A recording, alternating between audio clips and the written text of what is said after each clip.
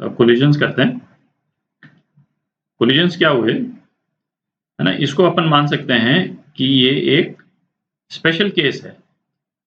Bodies के बीच में momentum transfer का ये एक स्पेशल केस है, और इसका क्या एस्पेक्ट है जो इसको स्पेशल बनाता है, और उससे जो है हमारा एनालिसिस जो है वो किस तरह से अफेक्ट होता है, इसको अभी अपन देखेंगे थोड़ी देर में। तो अभी तक जो मोमेंटम ट्रांसफर के जो कुछ केसेस अपन ने देखे, है ना, वो तो उसमें किस टाइप के केसेस देखे थे अपन ने? तो जैसे इस टाइप के केसेस देखे थे कि किसी ट्रॉली से यदि कोई आदमी जो है वो इस तरफ जंप कर जाता है तो ट्रॉली को मोमेंटम इम्पार्ट करेगा, और ट्रॉली को मोमेंटम जो है इस डायरेक्शन में इम्पार्ट होता है। ठीक है। अच्छा, फिर अपन ने कौन सा केस देखा था कि सपोज कोई फ्रिक्शनलेस सरफेस है, उसके ऊपर वेज पड़ा हुआ है, और एक बॉडी जो है वो ऊपर से स्लाइड करके इस टाइप से नीचे आ रही। ठीक है, वेज के नीचे तक आती है, तो वेज को जो है वो इस डायरेक्शन में मोमेंटम इम्पार्ट हो जाता है। बॉडी की नेट वेलोसिटी जो है वो इस डायरेक्शन में हो जाएगी जब वो सरफेस पे आ जाएगी। ठीक है, एक इस टाइप का केस देखा था। तो कोलिजन के केस में स्पेशल क्या है ना, स्पेशल एस्पेक्ट क्या है कि जैसे हमने कहा था कि किसी भी बॉडी का जब मोमेंटम चेंज होता है P2 माइनस P1, है ना, ये किसके बराबर होता है? FDT के बराबर होता है कि उस बॉडी पे फोर्स जो है वो किसी एक पर्टिकुलर टाइम तक लगता है, तो वो उसका मोमेंटम चेंज करता है। ठीक है। कोलिजन के केस में क्या है, जो जो स्पेशल एस्पेक्ट है कोलिजन के केस में क्या है, ये जो dt है ना, ये बहुत छोटा होता है। इसका एक एग्जांपल अपन देख चुके हैं, जो क्रिकेट बैट और बॉल का जो अपन ने एग्जांपल देखा था, तो उसमें जो टाइम पीरियड था जिसमें बॉल को मोमेंटम इम्पार्ट होता है वो कितना था, है ना, अप्रोक्सीमेटली 001 सेकेंड था। और ये एक्चुअल है ना, ये रियल लाइफ में भी, है ना, approximately of the order of magnitude momentum impart होने का टाइम पीरियड लगभग इतना ही रहता है ना, बैट बॉल या उस टाइप के जो कोलिजन्स हैं, है ना, तो जो होना है वो इतने टाइम में हो गया। अब इस वाले सिचुएशन को आप जैसे इस वाले एग्जांपल से आप कंपेयर करें, तो आदमी जैसे जब जंप करेगा तो, है ना, उसको जंप करते करते भी वही जो भी है ना, 0.2 से 0.5 सेकंड तो लग ही जाएगा। ठीक है, थोड़ा सा बेंड करेगा, है ना, लेग्स को बेंड करेगा, फिर उसके बाद में अपना एक स्टांस बनाएगा, फिर जंप करेगा, करीब इतना टाइम तो लग ही गया उसको। इस वाले केस में जैसे ब्लॉक को तो ऊपर से नीचे आने में तो मतलब काफी टाइम लग सकता है। ठीक है, तो कोलिजन का केस जो है वो कंप्लीटली डिफरेंट हो जाता है। इसमें जितना फोर्स जो इम्पार्ट होना होता है एक बहुत छोटे टाइम पीरियड में इम्पार्ट हो जाता है, और उसका कॉन्सिक्वेंस क्या होता है ना, ये अपन एक बार कोलिजन का मैकेनिज्म देख लें डिटेल में, इसके बाद में इसका कॉन्सिक्वेंस देखेंगे, क्योंकि इसके कारण हम कोलिजन्स को जिस तरह से एनालाइज करते हैं, है ना, वो थोड़ा सा डिफरेंट हो जाता है इन केसेस से थोड़ा सा डिफरेंट हो जाता है। तो ऐसा करते हैं, कोलिजन का जो मैकेनिज्म है उसको थोड़ा और डिटेल में देखते हैं, मैथमेटिकली नहीं, कंसेप्चुअली। तो दो बॉडीज के बीच में कोलिजन्स को विजुलाइज करते हैं अपन, है ना। ये बॉडी m1 है, और सपोज इस डायरेक्शन में जा रही है, वेलोसिटी v1 से जा रही, और ये बॉडी m2 है, और इसकी इनिशियल वेलोसिटी 0 है, ये स्टेशनरी है। तो इनके कोलिजन को विजुलाइज करने के लिए कि माइक्रो लेवल पे क्या होता है बॉडीज में, इसको विजुलाइज करने के लिए, है ना, आप ये इमेजिन करें कि इस वाली बॉडी में यहाँ पे एक स्प्रिंग अटैच्ड है। ठीक है, इससे जो है वो विजुलाइजेशन थोड़ा सिंपल हो जाता है। तो क्या होगा, अब थोड़ी देर बाद में ये बॉडी जो है वो ये स्प्रिंग को टच करेगी, जब यहाँ पहुंच जाएगी तो स्प्रिंग को टच करेगी, तो बॉडी की पोजीशन क्या हो जाएगी, तो ये बॉडी की पोजीशन हो गई, ये स्प्रिंग तक पहुंच गई। तो अब क्या है, ये ग्रीन वाली बॉडी तो मूव कर रही, और रेड वाली बॉडी जो है स्टेशनरी है, तो ये ऑब्वियसली स्प्रिंग को कंप्रेस करेगी। ठीक है, ग्रीन वाली बॉडी जो है वो स्प्रिंग को कंप्रेस करेगी, और जब कंप्रेस करेगी तो फिर रेड बॉडी भी मूव करना शुरू कर देगी। तो थोड़ी देर बाद में सिचुएशन क्या हो जाएगी, कुछ ऐसी हो जाएगी।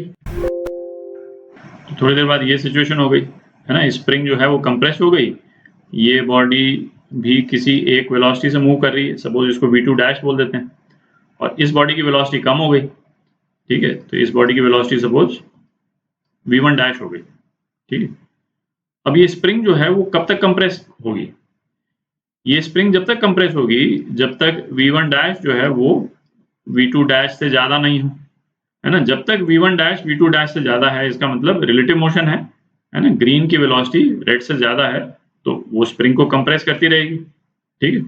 तो स्प्रिंग जो है वो कब तक कंप्रेस होगी? जब तक इन दोनों की वेलोसिटी जो है वो बराबर ना हो जाए, ठीक है? तो वो सिचुएशन अपन डिपिक्ट करते हैं। तो थोड़ी देर बाद ये सिचुएशन हो जाएगी और इस सिचुएशन में जब स्प्रिंग का मैक्सिमम कंप्रेशन है, दोनों की वेलोसिटी क्या हो जाएगी? सेम वेलोसिटी हो जाएगी, तो Vc बोल देता हूँ। Vc मतलब कॉमन वेलोसिटी, ठीक है? तो ये पॉइंट ऑफ मैक्सिमम कंप्रेशन हो गया। अच्छा, इसको काइनेटिक एनर्जी और पोटेंशियल एनर्जी के टर्म्स में यदि अपन देखें तो यहाँ पे सिस्टम में, सिस्टम मतलब दोनों, है ना? मैं डॉट डॉट नहीं बना रहा हूँ, डायग्राम खराब हो जाएगा अपना। सिस्टम मतलब दोनों बॉडीज, है ना? मास m1 m2 स्प्रिंग सब मतलब, है ना? दोनों बॉडी। तो सिस्टम में केवल काइनेटिक एनर्जी है, यहाँ पे दिख रहा है? इस वाली पोजीशन में सिस्टम में काइनेटिक एनर्जी भी है और पोटेंशियल एनर्जी भी है, ठीक है? और ये वाली काइनेटिक एनर्जी ऑब्वियसली अब तो काइनेटिक एनर्जी कम हो गई क्योंकि कुछ एनर्जी जो है पोटेंशियल एनर्जी में कन्वर्ट हो गई, ठीक? यहाँ पे इनिशियली जो है काइनेटिक एनर्जी मैक्सिमम है और पोटेंशियल एनर्जी 0 है, ठीक है? इस केस में यहाँ पे पोटेंशियल एनर्जी मैक्सिमम है। जो स्प्रिंग मैक्सिमम कंप्रेशन पे है, दोनों की कॉमन वेलोसिटी है, ठीक है? तो पोटेंशियल एनर्जी मैक्सिमम है, ठीक है? और कुछ काइनेटिक एनर्जी भी होगी, ठीक है? इसको मैं काइनेटिक एनर्जी 1 बोल देता हूँ, काइनेटिक एनर्जी 2 और ये काइनेटिक एनर्जी 3, है ना? तो काइनेटिक एनर्जी 3 जो है वो मिनिमम है, ठीक है? काइनेटिक एनर्जी 3 ये मिनिमम है, ठीक है? अब इसके बाद में मैक्सिमम कंप्रेशन वाले टाइम के बाद में क्या होगा? ये फिर डीकंप्रेस होगी स्प्रिंग, ठीक है? पुश करेगी, ये रेड वाले ब्लॉक को राइट हैंड साइड में पुश करेगी और ग्रीन वाले ब्लॉक को लेफ्ट हैंड साइड में पुश करेगी। तो सिचुएशन जो है कुछ इस टाइप की हो जाएगी। ये फाइनल सिचुएशन हो गई, ये फाइनल सिचुएशन हो गई, ठीक है? दोनों ब्लॉक्स अब अलग अलग हो गए, ठीक है?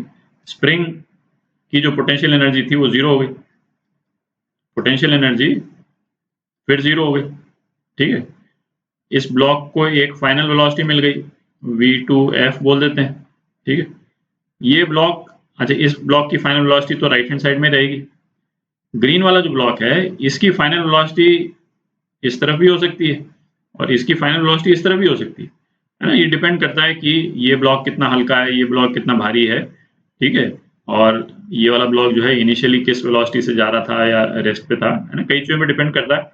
एग्जैक्ट वेलोसिटी किन पे डिपेंड करती है, इसका मैथमेटिकल फॉर्मुलेशन निकालेंगे अपन। तो बट इसको मैं V1F बोल देता हूँ, दोनों डायरेक्शन में हो सकती है V1F। और सिस्टम की काइनेटिक एनर्जी जो है वो काइनेटिक एनर्जी 4 बोल देते हैं, ठीक है? तो कोलिजन में जो जो मैकेनिज्म होता है माइक्रो लेवल पे वो एग्जैक्टली सेम होता है, ठीक है? अब एक बार ये काइनेटिक एनर्जी 1 और 4 के बारे में मैं एक क्लैरिफाई कर दूं कि यदि तो काइनेटिक एनर्जी 1 है ना, काइनेटिक एनर्जी 4 के बराबर है, मतलब क्या हुआ? कोलिजन में काइनेटिक एनर्जी कंजर्व्ड है, इसको अपन क्या बोलते हैं? इसको इलास्टिक कोलिजन बोलते हैं।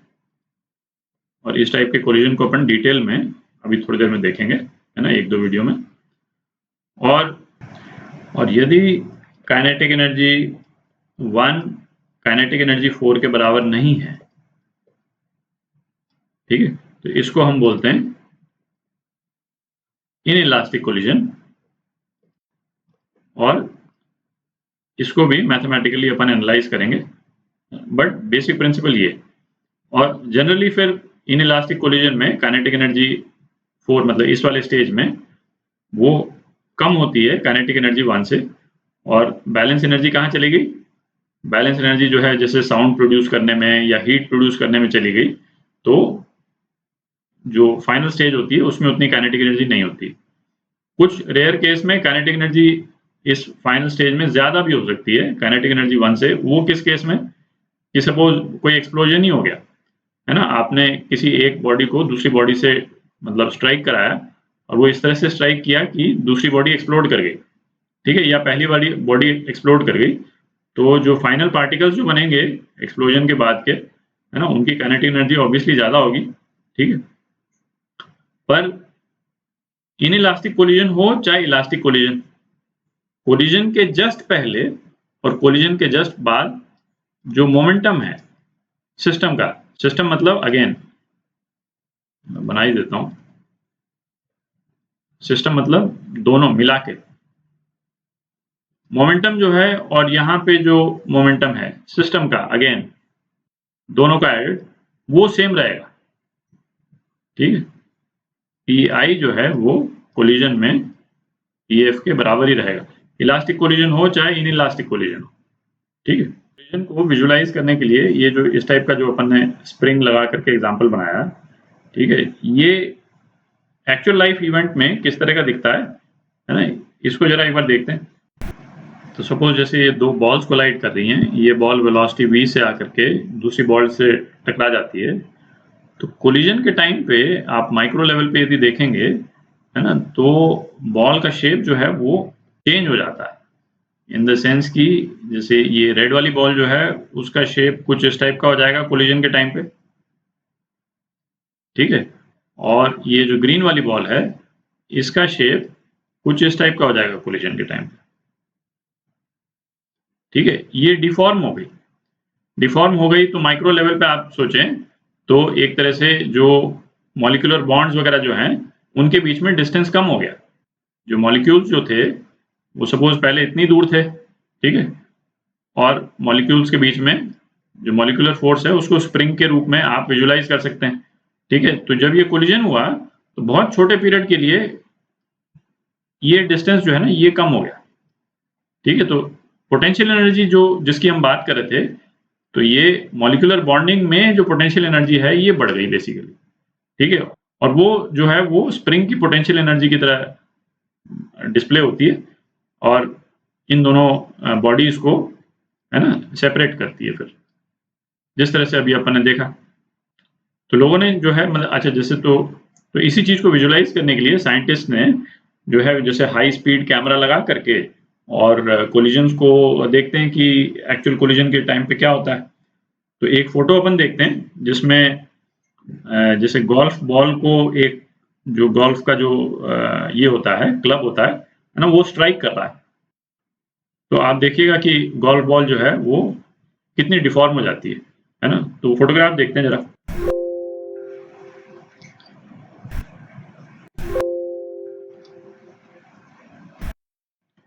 तो ये हाई स्पीड कैमरा से खींची हुई फोटो है, तो आप देखें यहाँ पे गोल्फ बॉल का जो ये साइड है ये बिल्कुल ही फ्लैट हो गया, ठीक है। ओरिजिनल गोल्फ बॉल जो है वो कुछ इस टाइप से होती, ठीक है, यदि राउंड होता तो, पर ये बिल्कुल फ्लैट हो गया, और है ना, अब फ्लैट होने के बाद में तो यहाँ पे पोटेंशियल एनर्जी जो है इसकी बढ़ गई है गोल्फ बॉल की और क्लब वाले सिस्टम की, और इसके बाद में जो है ये गोल्फ बॉल इस तरह से प्रोजेक्ट हो जाएगी, ठीक है। तो नेक्स्ट वीडियो में अपन इलास्टिक और इनइलास्टिक कोलिजन करेंगे।